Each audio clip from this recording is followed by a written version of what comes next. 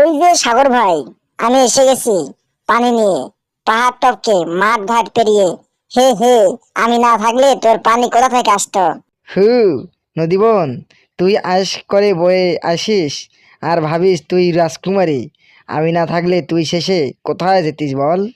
আমি চলি নিজের ছন্দে, তোর বিশাল বিশাল ঢেউ একদম কুলিন কিন্তু বোকার মতো। আমি কোমল, আমি সুন্দর, আমি গান গাই।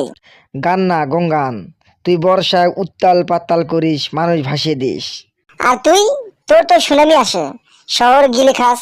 আমি অন্তত বর্ষার সময় এসে ফসল দিয়ে যাই। তুই যাই দিস, শেষে তো আমার কোলেই আসিস। আমি না থাকলে তুই গন্তব্য পেতি না। আর আমি না থাকলে তুই খালি লবণ পানি নিয়ে বসে থাকতিস। আমি তোকে মিষ্টি পানি দেই, প্রাণের পানি। আমি পৃথিবীর 70%, আমি বিশাল। তুই তো শুধু একটা রেখা, মানচিত্রে খুঁজে পেতেই কষ্ট। রেখায় যদি না থাকতো মানুষ কোথা থেকে পানি পেত? তুই শুধু নোনা পানি, আমি জীবন দেই, বুঝলি? আর আমি পৃথিবীর বুকে জলবায়ু চালাই, মাছ দেই, রত্ন দেই। তুই শুধু টুকটাক বয়ে চলিস। তোর মাছ কেউ ধরে? আমার পানিতে চাষ করে, ধান চাষ, মাছ চাষ। আমি কৃষকের বন্ধু। আমি জাহাজ চালাই, আমি পোর্ট চালাই, আমি আন্তর্জাতিক। আর আমি ঘরের মেয়ে, বাংলার বুক ছিঁড়ে বয়ে চলা প্রেম। কবির কলমে আমি নায়িকা।